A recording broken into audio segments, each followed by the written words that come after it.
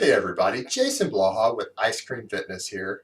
I've had quite a few people ask me to go ahead and do the video that I'm going to do today to cover the topic of intermittent fasting, since I am a person who both studies nutritional science and cares about the science, and yet I follow intermittent fasting. And so I'm just going to briefly cover for you guys why this diet approach works and why it seems to be so successful for some people.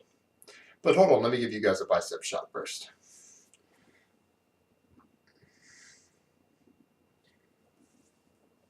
All right, on to the topic of intermittent fasting. This is something that's become really popular, and it's even really popular among those who love science because it deviates away from this nonsensical idea that you need a high meal frequency to in some way stimulate muscle growth, muscle protein synthesis, and to speed up your metabolism, which we know today in the modern nutrition world, we know this is nonsense. This was a theory from decades ago that turned out it isn't actually true. So it helps get away from that, which has made it really popular. But unfortunately, it's kind of pushed things in the other direction, and it has people thinking that it is somehow an optimal meal timing for burning fat, and that they're going to lose more body fat as a result of the fasted period and the feeding period. And the reality of the matter is, this doesn't seem to be true. Now, Martin Burkham and others have put out some research showing that there may be a very mild metabolic advantage as high as 8% during the fasted window, but this is still subject to debate. And I think that what we're going to find as we study it deeper, that the body's mechanisms of equilibrium, that it's all still going to balance out at the end of the day. And that it's still going to come down to specifically calories in, calories out, and macronutrient composition as far as changes in body composition and in body fat. Now, I might very well be wrong, and it may turn out there may be a mild metabolic advantage, and I am willing to admit that as the research gets further in, I could be wrong, and the body's equilibrium might not balance it out perfectly. But I'm predicting that it's going to show that in the long term as we research this. So the question becomes, why does it work?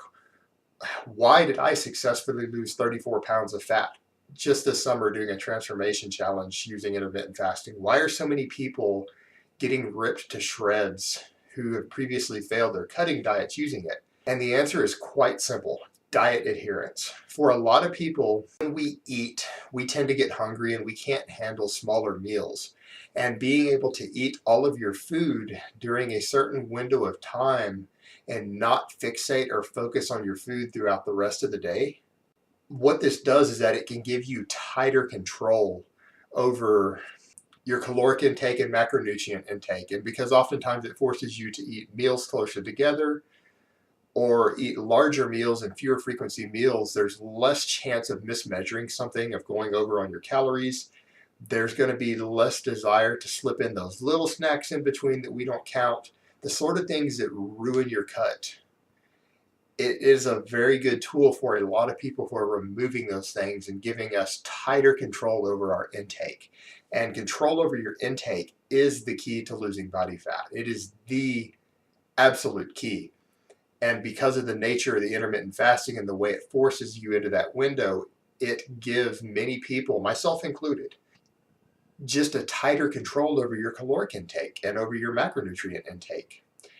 And I honestly feel that this is the secret to the success of this program and why so many people are finding it so effective who try it.